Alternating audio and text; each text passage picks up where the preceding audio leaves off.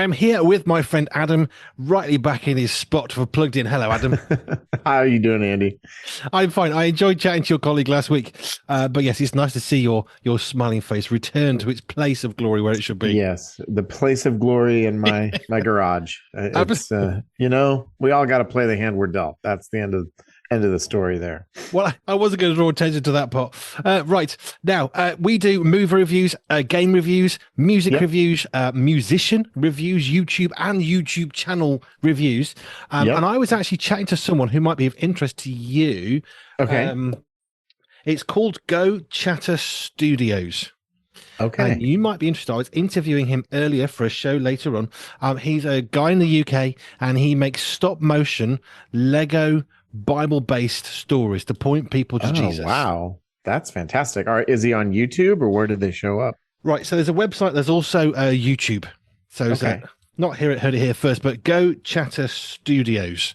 Okay. They're on I'm Instagram going to and make a they're note on. of it if I can find a pen. You might find it of interest, and our listeners might. And our listeners right now might be interested. It'll be on my Get You Home show at some point in the future. But I was thinking about YouTube channels, especially because there's an awful lot of stuff out there. Some of it's okay, a lot of it's Right. probably not brilliant, some of it's excellent. But how do we sift through all the stuff?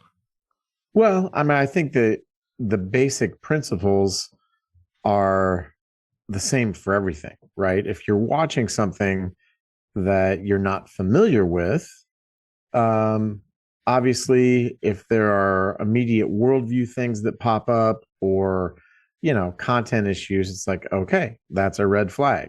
And if they come up quickly, in quick succession, uh, it's like, okay, maybe we're going to be out on this. Now, Plugged In exists in part so that you don't have to do that work, right? We want to look at it ahead of time for you, so that you don't have to, suffer through those unpleasant surprises, if you will.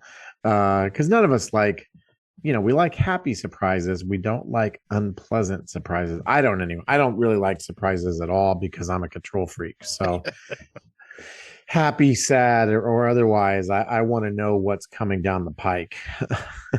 It's why I don't like thrillers. I can't do them. I can't Right. cope. Right. No, that we were watching.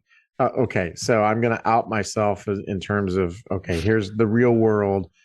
One of my daughters has gotten into a show here in the US called The Rookie, which is a cop show, a police officer show. And it's got violence, it's got some language, it's got a little bit of sensuality. It's not too over the top. Um, but it's like 7 seasons of it. And so they're like, oh, goody. We have 7 seasons to catch up on. I'm like, oh, no, I got to watch this thing for 7 seasons with you guys. But I think, with the good shows, hopefully there's character development. There are moral or ethical situations that we can, notice and talk about with our kids. And so there's a process there, right? Some things are going to be out of bounds from the get-go. And as our kids get older, maybe we allow more of that content, in, because that's the world that we live in. We want to equip them to be able to think critically about it. So anyway, that's a really long-winded answer to your question, but that is my answer. It's a good one, though, because as much as we delve into specific films or channels or whatever, I think just the general idea of, as a parent, not even as a parent, as a human being, how do Yeah. we approach some of this stuff? Because especially with children, if you say, right, you're never ever doing that, you're not going to do that ever, you're not going to have any part of that, all we're really doing is putting off an explosion of interest in the very thing that we're able to Right. control for a short time. And at some point, we'll Right. lose that ability to kind of reason or control, and then they'll go and do it in a much bigger way. So, Right. not Well, and let me just riff on that if I can for a second, Andy. I please. think I think our ability to control our children is strongest when they're fairly young. By the time they get to be 12, 13, those early teen years, they're curious, they're smart. As it comes to technology, they may be smarter than us, so even if we put a hard boundary in place, in some ways, it's a little bit Adam and Eve, right? Did God really say, did your parents really say you couldn't do this? And so I think even by the time our kids are into their early teens, our stance is shifting to giving them more agency, but we do it right next to them. It's not like, okay, here's carte blanche to go do what you want, but how do we step into that with them and have a conversation?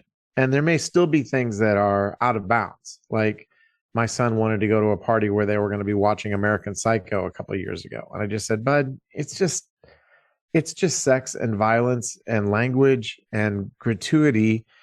There's nothing redemptive there. So I think no on that. But there are other things that he has wanted to watch. I'm like, okay, I have some questions about that, but let's watch that. Let's talk about it. And so what we're modeling is not this knee-jerk reaction of no, no, no, no, no, no, no, which does ultimately produce, I think, a rebellious response in maybe not all kids, but a lot of kids. But we want to protect you for particular reasons. And we also want to be wise about the world and equip you to deal with it so that when you're out there on your own, you've actually had some practice under our house, and it's not something that you're just rushing into gleefully because mom and dad never let you do it before. The example that does come to my mind quite clearly, I remember as a child, where there were railings at the side of the road, big metal Yeah. ones, and you Yep. couldn't just walk into the road. Okay, so Right. separation from road, pavement, sidewalk is a very healthy thing when you're very little. And Yep. one of the things they realised is these railings were actually very dangerous. They're set apart every foot or so, or whatever it happened to be. And as you try and look along the side of that, you can't see through. So what they Right. did was they actually staggered them so that if you look at it diagonally, you can see through to see the cars. It Uh-huh. actually gave people who were very short an ability to see the road. But the reason why this came to mind is children do not have the same perception of Right. speed that adults do. And the reason has got nothing to do with brain power or intelligence. It's literally down to height. And the Hmm. shorter you are, the greater the danger is. You're not going to be able to judge the distance and the speed like an adult or just a taller person Right. would. And I think, in a sense, that kind of illustrates something of what we're saying. We want to see through the railings, but we can't. And there are ways that we can see through diagonal. It's a bit safer. But actually, adults, taller people, basically on that one, actually have a better perspective, not because of anything other than Yep. height or perhaps a little bit of age. Well, and I'll add to the metaphor. I rode motorcycles for 10 years, and I remember in the motorcycle safety training class that we took, the instructor talked about target fixation, Mm, right? Something happens in front of you that you need to avoid, but if you're looking right at it, you're going to go where you're looking. mm. And in some ways I think that there's a corollary with if all we ever tell our kids is no, don't look at that, no, don't look at that, no, don't look at that, you know, it almost awakens this desire to see, well, what is it? Why not? Whereas if we can look past the obstacle, it's not that we ignore it or that we try to deny that it's there, but we don't make it the center focal point in our conversations, and we move safely past it. So I've always really liked that metaphor. And interestingly enough, this is just geeky. Our perception of speed diminishes the further ahead that we look. And so they said if you're ever in a turn and you feel like you're out of control, just lifting your head up and looking further down the turn can help you get stabilized because it affects your perception of speed, which is exactly what you're talking about with height. Whereas if I'm looking straight down at something, I can freak out. And I think, again, as parents, when all we're doing is looking at this thing that makes us freak out, as opposed to looking up at the bigger perspective, we all know kids, or maybe we had parents that freaked out about everything. Um, and after a while, your kids don't even hear you anymore, right? Because you just get angry about everything. I'm like, all right, whatever. It's just they hate everything. So, um, There you go. Thank you for letting me do my little motorcycle riff on No, that. it's fine. I did motorbike training and we had the same thing. Never look at your front wheel. Yes, have a scan what's ahead of you. It's Right. good, but you don't want to be focusing there. You want to be focusing exactly as you said, where you want to go Yep. down the road. Aim for that, not the Yep. bit in front of your wheel because it's more stable. It's that Yep. simple. Yep. It's that simple. And that's what we're talking about by using plugged in as a, we haven't done any reviews yet, as a way of helping us to understand things is that children, young people don't have the same perspective, not because they're less intelligent or because we're better Right. than them, but it's literally we have the ability from height essentially to see further down the road. I'm not talking Yep. exclusively about height here, but we've just seen a few more things. We're able to have a bit more experience and knowledge. So it's about protecting people around us. Yep. Shall we do a review since that's what we're actually supposed to be doing? Yeah, let's talk about that. So one of the things that we have seen this week is a new show on Amazon Prime or Prime Video, I guess it's called. It's Amazon's video service called House of David. And just as we have seen with multiple seasons of The Chosen now, which was brought to us by creator Dallas Jenkins, we now have a show that has some broad similarities streaming on Amazon Prime that tells the story of David. And it is directed by John Irwin, and John and Andy Irwin have brought us movies like Jesus Revolution, I Can Only Imagine.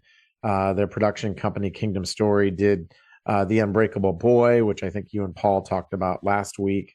So John is coming from a very faith-oriented perspective. And so now we have this new series on Prime Video that unpacks David's life. And I think that there are a lot of broad similarities with The Chosen, and that there are going to be moments where you're like, aha, I recognize that. That's what I have read in the Bible. And there'll be other moments where they take dramatic license and maybe imagine something in such a way that it's like, well, I never thought about it like that before. It doesn't make it necessarily wrong, but it is a dramatic interpretation that fleshes out things that may or may not be fully revealed in scripture. And it's interesting. We hear it plugged in from two kinds of people. There are some people that love that, right? It's like, oh, it really helped me to envision a particular scene.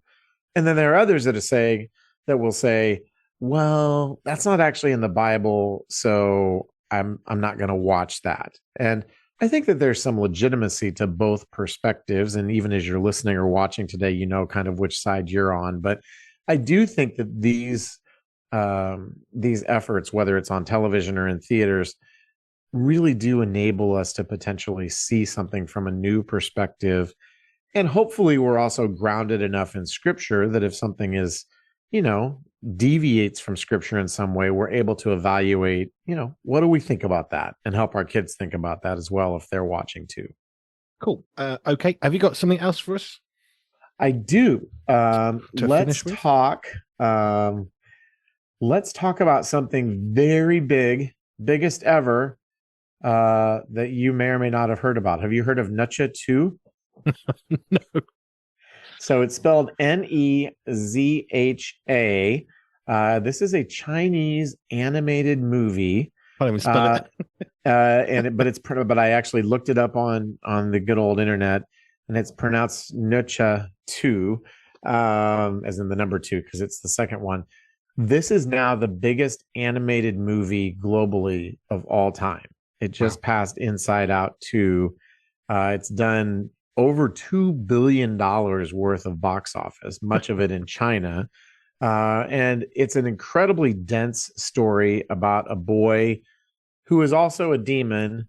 But here he's taking on a godlike character who's in a heaven-like place, who's actually kind of the bad guy. And that's like the super, super, super, super short version of an incredibly dense Chinese mythological story that has dragons and battles and characters and reincarnation and all kinds of spiritual stuff woven into it that sort of feels like a little bit manga, a little bit Star Wars, and a little bit Greek mythology, with a lot of Chinese culture interwoven throughout. And so we're trying to cover things that are big, not only necessarily in the United States, but this thing has been huge, and it's showing in theaters here in the States. And My guess is that you have some listeners and some viewers who are familiar with it.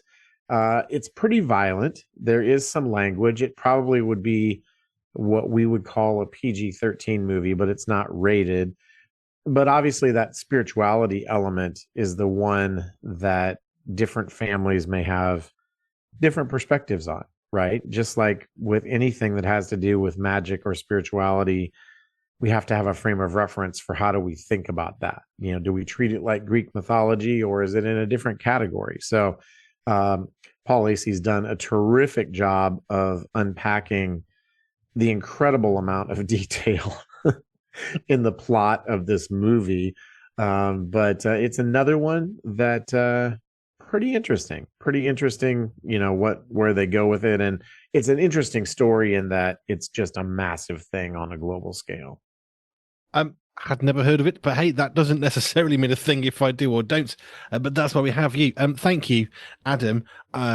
This is why I really enjoy these particular segments, because just right at the beginning of this, rather than just going into reviews of this channel or that song or that film, I think it is good just every so often just to retouch on the fact that, you know what, how do we make good decisions? Yep. We either close off everything and create potentially rebellion in the child later on, even ourselves, or Right. actually not. We drip feed them a little bit of burning from a fire and then they'll learn properly. We're not talking about that.